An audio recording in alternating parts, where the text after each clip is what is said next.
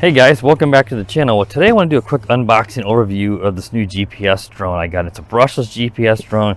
It's the model here is the F007 Pro. And before I go any farther, obviously if you're subscribed to my channel, you know that I usually do table reviews where I've got a tripod set up and lights and stuff. But in between houses right now, and as we're building a new house, so I don't have the option to doing that right now. So I got to use this old-fashioned way of doing stuff that I did when I first started my channel, where I use the head cam to actually do the table review.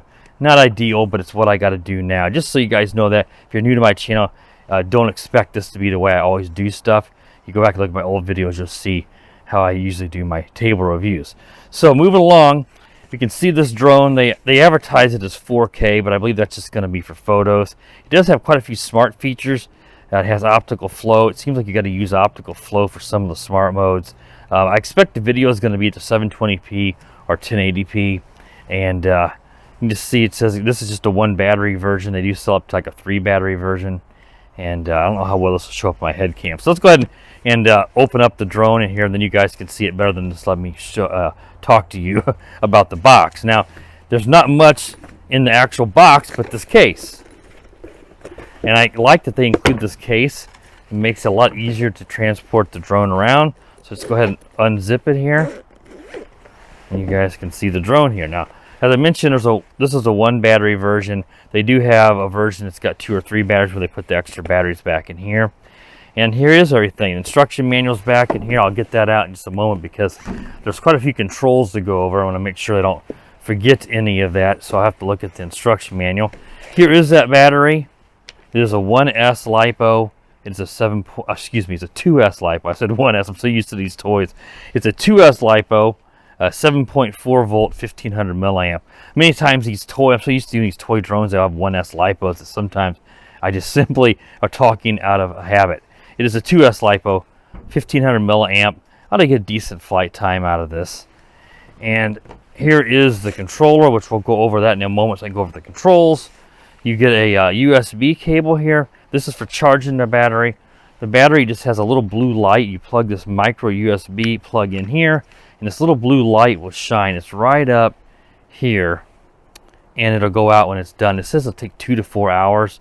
That, of course, depends on how depleted the battery is. Probably 2 hours when you first charge them. If you've flown the drone all the way dead, it could take up to 4 hours. Obviously, a very slow way of doing it. Make sure you're charging a 2 amp USB, because a 1 amp, the older lower amperage, is going to take it way long. So closer to 2 hours if you're using a 2 amp, I'm sure. And they give you some spare foldable props. It looks like they give you I've just got 2 sets in here, and a screwdriver, and then a USB cable was in there. I used it to charge this, so that's why it's not in the bag.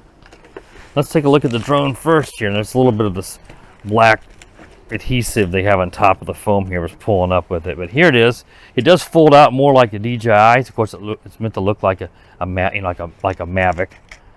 And these legs, they didn't swing out and up, so that's pretty nice. And there she is. Now, this is not a gimbal drone. It even fooled me when I first saw it listed because it mentions image stabilization. It does have some electronic image stabilization that appears to be built in to the app on your phone. So unfortunately, that means there's no micro USB spot on this drone. There's no slot for that, which also means then that you record basically your Wi-Fi feed. So your phone's going to be handling the image stabilization if you have that turned on in the app. Again, I don't know of the video resolution on this guy yet, but this is motorized, and it does tilt, pitch tilt here, so you can look down. And the app also has a pretty neat feature to let you look around within the video area of the app. I'll show you guys that whenever I do the actual flight review on this drone. But again, it's just it is 5G Wi-Fi, so that is good. It's a higher resolution, and has on 5G you can get a better image resolution usually, and better less interference. But 5G doesn't always have a whole lot better range. Just less interference helps out a lot. So anyway, we'll test that out and see how that works. Down here is an optical flow camera, and this lets you, it helps with the GPS, but mostly it's for flying it indoors, or if you lose or you're in a weak GPS signal, the optical flow works. You can switch that over, and I'll show you guys that on the controller, between optical flow and GPS mode, because again, the instruction manual, which is not the best English, hints at the fact that some of those smart feature modes in the app need to be done in optical flow mode. I think that may be the case. It's a little odd, but we'll have to see when we test it if we have enough time to test all those out. I don't usually test all those features because some of those can be just sort of like, you know, gimmicks. And here's your power button on top. There's a light here in the back, and then there's 2 lights in the front arms. I'll show you the colors once I get this thing powered up. In fact, I can do that right now. So just the battery snaps in like this, and then you just press it and hold it. It plays the little ESCs, do their music. And here is a rear green flashing light and 2 pretty nice blue LEDs in the front. And these will obviously flash a certain way whenever you're doing the compass calibration, which you'll need to do. I don't think it forces you to do it every time, but you do need to do it, you know, occasionally. It says basically if it starts, it doesn't use the word toilet bowling, but it says if it starts moving around, then you need to, you know, calibrate the compass on this guy. So I'll show you that on the controller before I even move along, so I don't forget. The compass calibration with the sticks is like this, up to the right and down to the left. But the app kept bugging me when I was looking at it. It's possible the app may just tell us to do it anyway. And hopefully the app will let us know as we're progressing through the 2 steps. You're going to do a vertical and a horizontal camera up spinning of the drone to complete that compass calibration. So here is the controller. Your phone will go down here in the bottom, a lot like the, you know, the DJI, you know, like the Mavic Mini and those use. And it does fit in there, but of course it's just connecting to the Wi-Fi, so you're not getting the signal coming into the controller or anything like that. Interestingly enough, these antennas are not fake. At least one of them's not.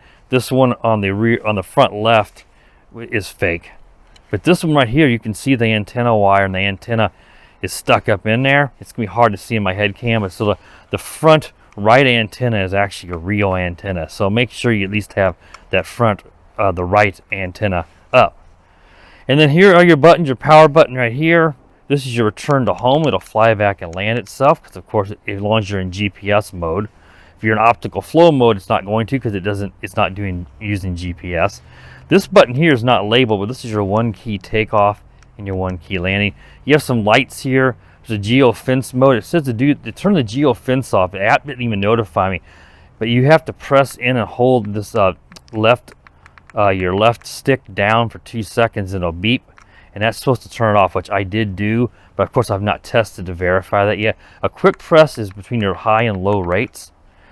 This little toggle switch here in the middle, this is between GPS and it says position hold and altitude hold. But what it's meaning basically is this is your GPS. This is just GPS off, altitude hold, and probably then it says your vision mode. So to the right is GPS, to the left will be altitude hold. And it will use, I'm saying probably because that's what it says in instructions, but on the controller it just says altitude hold. That should still use the vision or the optical flow camera here on the bottom.